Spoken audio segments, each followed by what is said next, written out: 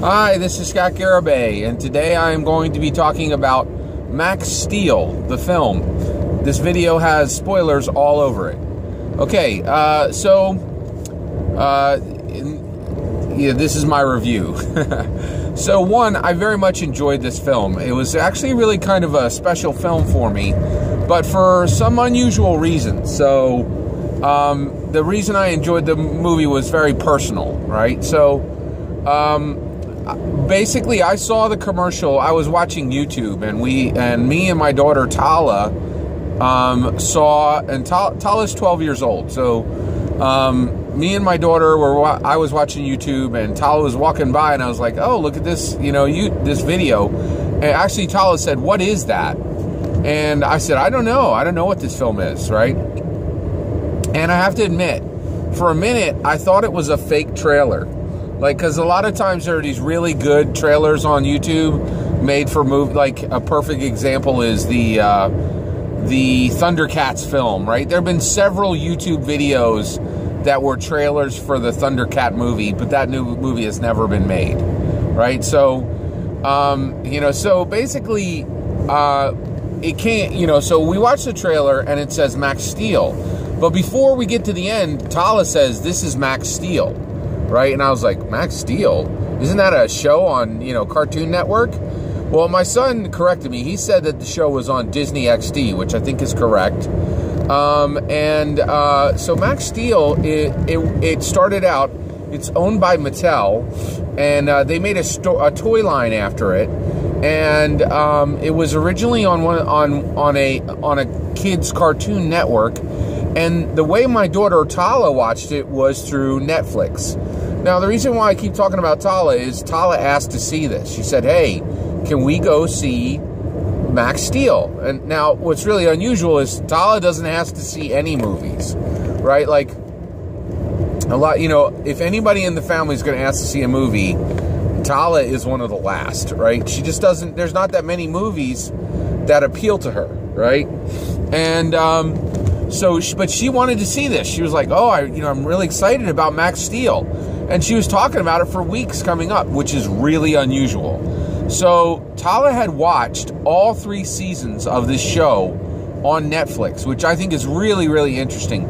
And she really dug it. One of the things, other thing that's really cool about seeing Max Steel with Tala is a lot of times, Tala is, she's a real princess, right? She likes princess culture. She likes, princess movies and princess books, and it's just what she enjoys, right? That's her aesthetic, right? And so a lot of times she also knows, and I think this is a little bad, but like the pendulum has swung so far on the princess aesthetic for girls that I feel like Tala doesn't feel comfortable sharing that she likes princess movies and she likes princess books with anyone, right? And so she never talks about them, right? And the reason why is I think every time she says, "Oh, I like this princess movie or this princess book," I think people get down on her, and so it was really kind of interesting, and I think that's one of the reasons why she doesn't really ask to see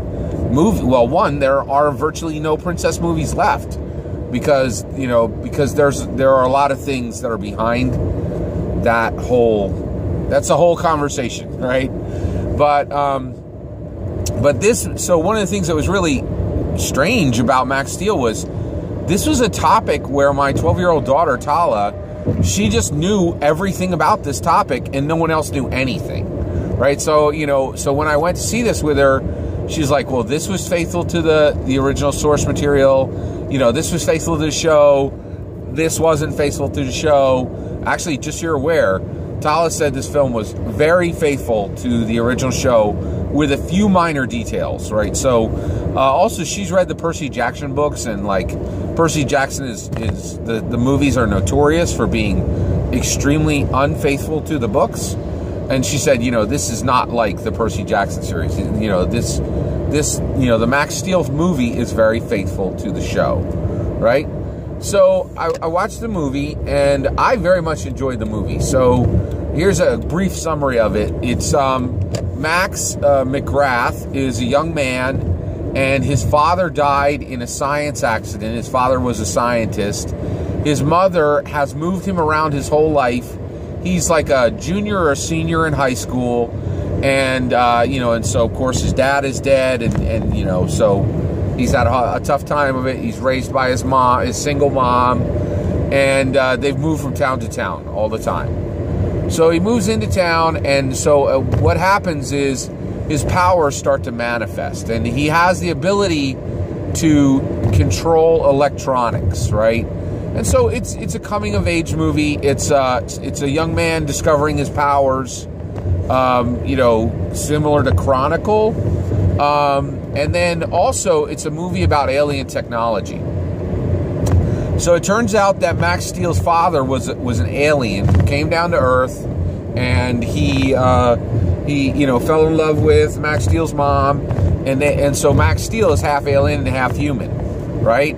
Well, there's these things called the Ultralinks, and they're this entire alien race that has come to Earth, and there are good Ultralinks into that, or bad Ultralinks. Well, Max McGrath is the main character, but there's this character named Steel, and Steel is a floating drone, right? Now he's part technology, and I think he's also, it's not really clear what Steel is. He may be like an artificial intelligence, he may be a drone, he may be a living creature, or he may be some mixture of all of those, right? And so now in the movie, Steel is really funny, and there's a lot of back and forth talk between Max and Steel, and of course that's where the name comes from, Max Steel.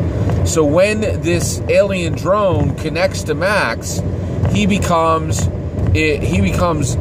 surrounded by armor, right? Like an armor.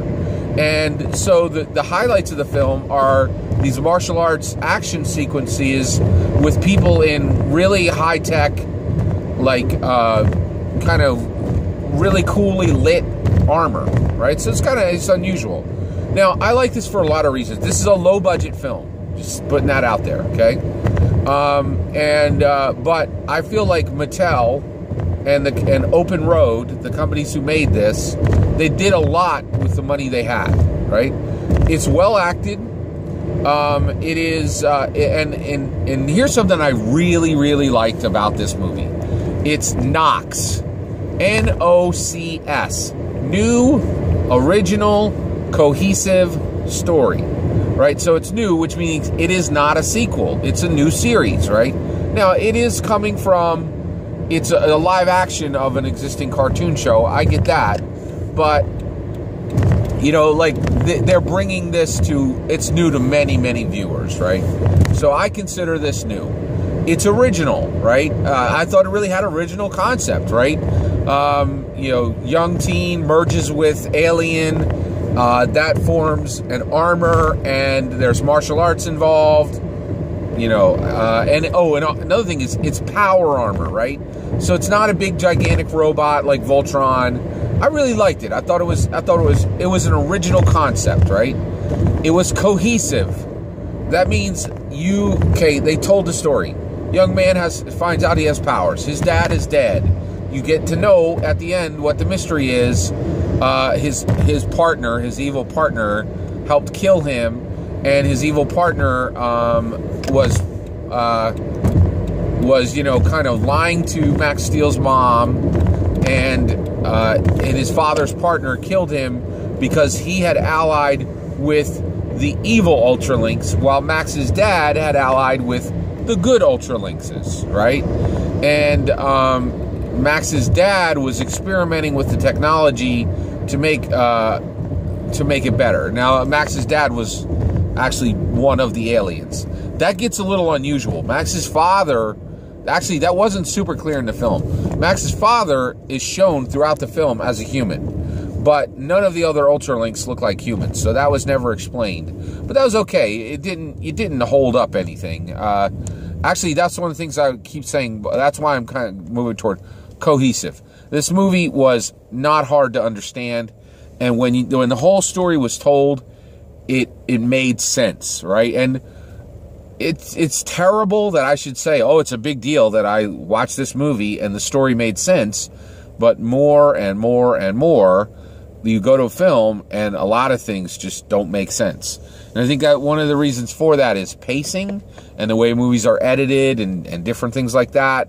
And also, you know, movies are being made for international audiences, and there's a whole lot of reasons why, you know, the story makes sense should not be a factor on why I like a movie, but unfortunately it is. There are many, many films today where you just look at the whole story and there's like huge gaping problems where like something big in the plot or one of the characters or motivations don't make sense, right? That wasn't the case here. The characters, what they did, the motivations, everything made sense. It was cohesive. And then it was a story, right? It had a beginning, it had a middle, it had an end, right? And also, one of the other reasons why I really enjoyed this was at the end, I wanted to see a sequel, right? The other thing is, there was that buddy relationship between Steele and Max, the alien drone, and the young man who was, you know, discovering his power.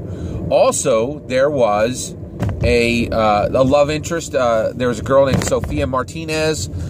She's kind of like welcomes, you know, Max to the new school, and she kind of like hits him with her car in the beginning, you know, and like his bike almost hits him, and I think his bike is damaged, and she fixes his bike, right? But she's also a mechanic, and she has this great truck.